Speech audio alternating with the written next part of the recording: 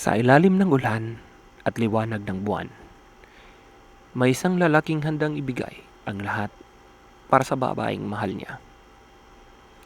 Pero si Mandy ay hindi ordinaryong babae. At minsan, ang pag-ibig ay hindi pala simula ng isang magandang kwento, kundi simula ng bangungot. Ito ang kwento ng Mike at Mandy. Magandang araw mga kababayan, at welcome sa Ikwento Mo. Sa mundong mabilis ang takbo, minsan masarap pa rin balikan ang mga kwentong minsang bubuo sa ating pagkabata. Mga alamat, misteryo, pag-ibig, takot, at mga alaalang naiwan sa bawat tahanang Pilipino.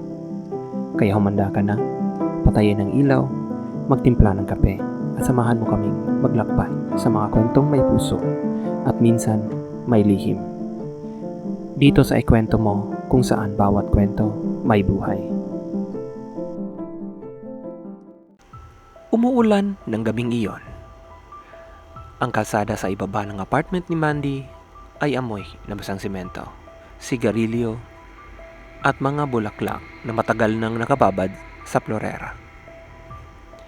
Dahan-dahang ibinabalot ng hating gabi ang lungsod sa maitim nitong saya. Nakatayo lang si Mike sa ilalim ng bintana ni Mandy sa ikatlong palapag. May hawak siyang singsing sa isang kamay at patay na ibon sa kabila. Hindi niya intensyong dalhin ang ibon. Parang basta na lang itong sumulpot. Baluktot pataas ang leeg nito, parang nabali. Kumikinang pilak ang mga balahibo dahil sa ulan. Hindi maalala ni Mike kung kailan niya ito pinulot mula sa bangketa. Ang alam lang niya, ayaw bumitaw ng mga daliri niya rito. Sa itaas, sumilip si Mandy mula sa bintana. Nakasuot siya ng puting damit, pantulog, na pinadilaw ng lumang buwan. Bumagsak pababa ang mahabang buhok niya, parang tinta mula sa sugat. Madilim ang apartment sa likod niya. May mga aninong gumagalaw sa dingding. Masyadong mabagal para maging tao. Masyadong sadya para maging kasangkapan.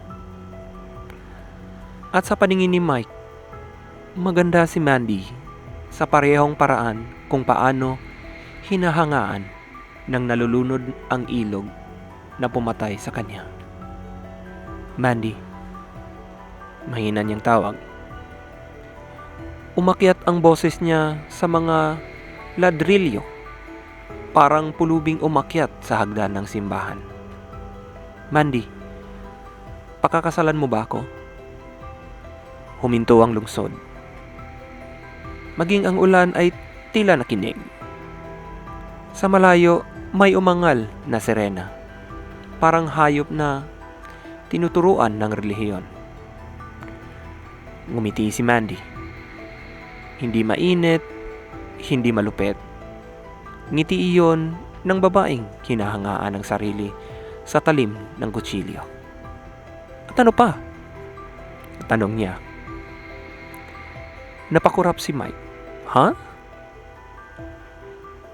At ano pa ang kasama ng kasal? Tumulo ang tubig ulan mula sa patay na ibon papunta sa sapatos ni Mike. Tiningnan niya ang singsing. May maliliit na pilak na tinig na nakapulupot sa diamante. Minsang sinabi ni Mandy sa kanya, ang diamante ay buto lang na tinuruang kumislap. Mamahalin kita hanggang sa araw na mamatay ka, sabi ni Mike. Sa likod ni Mandy, gumalaw ang kortina kahit sarado ang bintana. Ipinatong ni Mandy ang baba niya sa maputlang pulsuhan.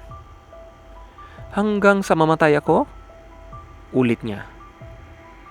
Napakaliit namang pangako diyan. Nanikip ang sikmura ni Mike. Kilala niya ang sayaw nito. Laging palaisipan magsalita si Mandy. Parang kidlat ng bagyo, walang diretso, walang ligtas. Ang mahalin siya ay parang matulog sa loob ng apoy. Lumapit pa rin si Mike. Ang ibig kong sabihin, habang buhay. Umiling si Mandy. Hindi, ang habang buhay ay pangalan lang ng malungkot sa kanilang gutom. Muling gumalaw ang mga anino sa apartment. May nakita si Mike na isa sa kanila sa kisame. Nakabaliktad. May gumagapang sa loob. Minsan sinabi mo na ang pag-ibig ay parang rosas, sabi ni Mandy. Sabihin mo na ngayon, Mike, ang pag-ibig ba ay bulaklak o ang pagputol dito? Ang bulaklak. Duwag. Lumipad ang tawa niya sa kalsada at dumapo sa balikat ni Mike, parang maitim na pakpak. Maganda lang ang rosas dahil may pumapatay rito bago ito mabulok. Hindi bulaklak ang pag-ibig. Ang pag-ibig ay ang kamay na humahawak sa tangkay. Ang pag-ibig ay kutsilyo. Ang pag-ibig ay ang pagpiga sa isang buhay na bagay sa pagitan ng mga pahina hanggang matutunan nitong mamatay ng patag. Mas yumuko siya mula sa bintana. Kuminang pilak ang leeg niya sa liwanag ng buwan.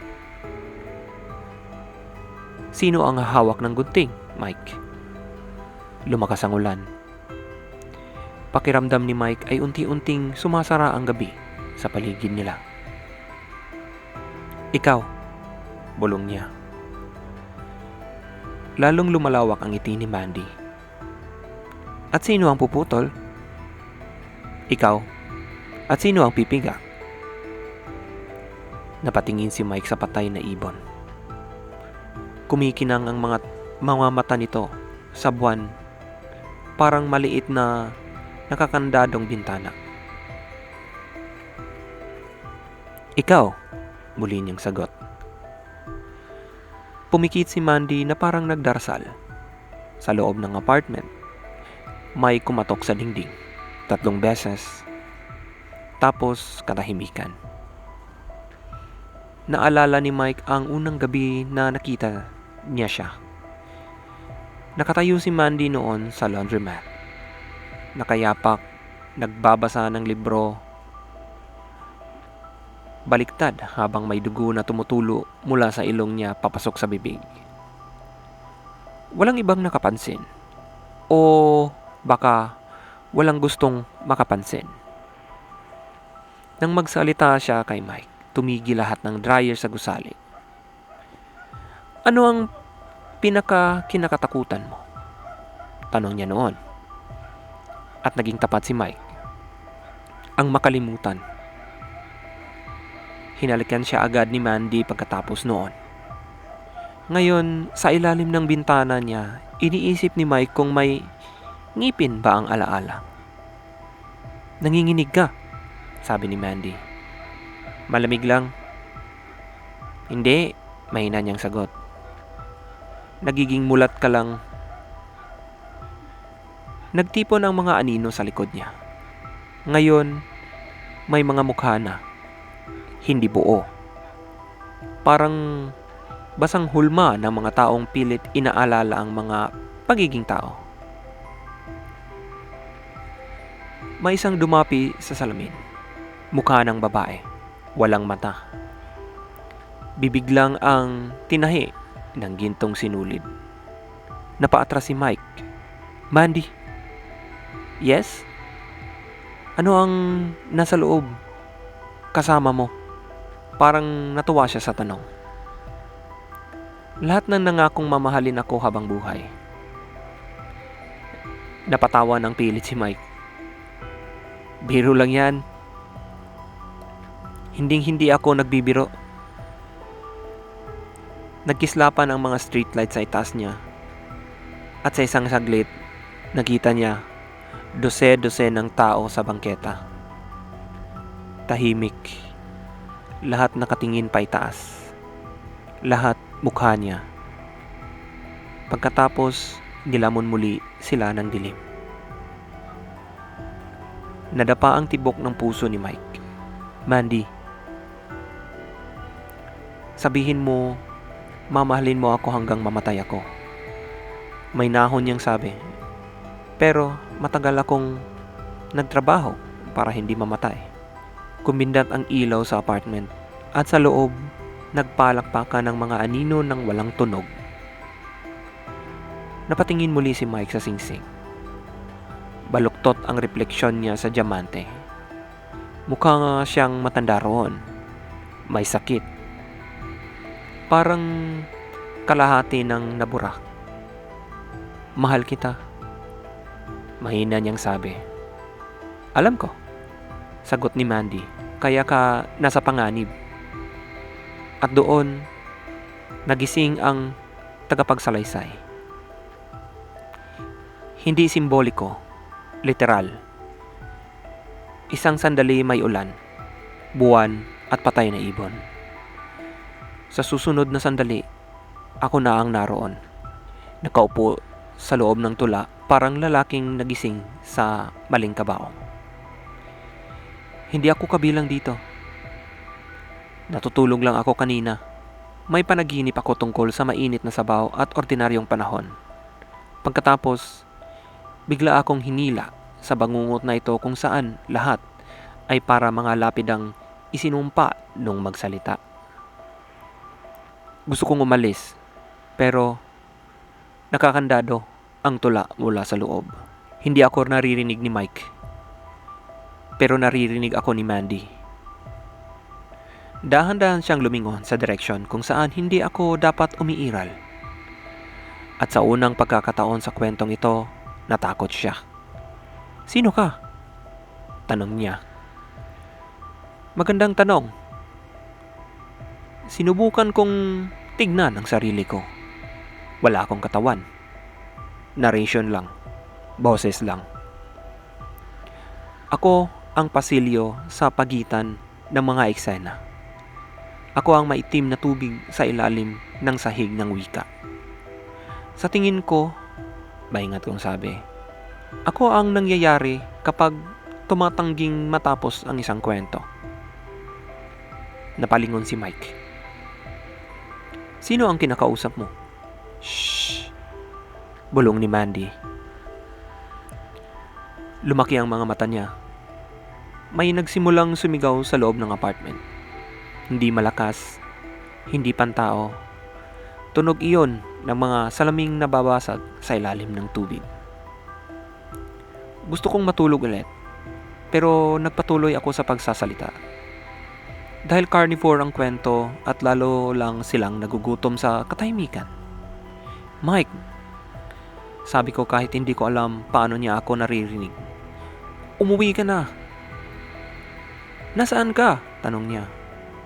Walang ligtas na lugar. Mahigpit na hinahawakan ni Mandy ang windowsill habang mamutla ang daliri niya. Hindi ka dapat gising, sabi niya sa akin. Sangayon ako. At nagsimulang nagbago ang lungsod. Lumapit ang mga gusali para makinig. Pumilipit ang fire escapes, parang kalawanging tadyang. Isang-isang bumukas ang mga bintana sa kabilang kalye at sa loob ng bawat isa may imposibleng bagay. Pianong dumudugo ng maitim na tubig. Mga batang may maskarang gawa sa balat ng tao. Matandang babaeng naghahabi ng bituka parang gawing lace ng kasal. Tahimik na umiiyak si Mike. Hindi niya yata namamalayan. Mandy, bulong niya, please. Napatingin siya rito ng pagod. Hindi awa, hindi pag-ibig. Pagkilala. Parang reyna na nakatingin sa isa na namang magandang pagbitay. Pumunta ka rito para sa habang buhay, sabi niya. Pero ang habang buhay ay bahay na walang pinto. At sa wakas, lumapit sa bintana ang nilalang sa likod niya. Ipinatong nito ang kamay sa balikat ni Mandy. Sobrang daming daliri, sobrang daming kasukasuhan. Nakita iyon ni Mike. Sa wakas, nahulog ang patay na ibon mula sa kamay niya. Kumibot ang pakpak nito, minsan muli, hanggang lumipad ito ng bahagya sa ere. At doon ko napagdesisyonan, galit ako sa tulang ito. At wala ni isa sa amin ang makakaligtas dito. Ipinatong ni Mandy ang maputla niyang kamay sa mga daliri na nilalang habang patuloy na nakatingin kay Mike. Parang minamahal na at matagal nang nakalibing. Pagkatapos tinanong niya ang huling tanong, hindi kay Mike kundi sa akin. Sa'yo. At kung sino mang nagbukas ng madiling pintuang ito at pumasok. Kung kitsilyo ang pag-ibig, mahina niyang tanong. Bakit napakaraming tao ang kusang lumalapit para magpasugat? Walang sumagot. Patuloy ang ulan. Nananatiling bukas ang bintana at kung saan man sa ilalim ng lungsod, may napakalaking bagay na gumagalaw sa pagtulog nito.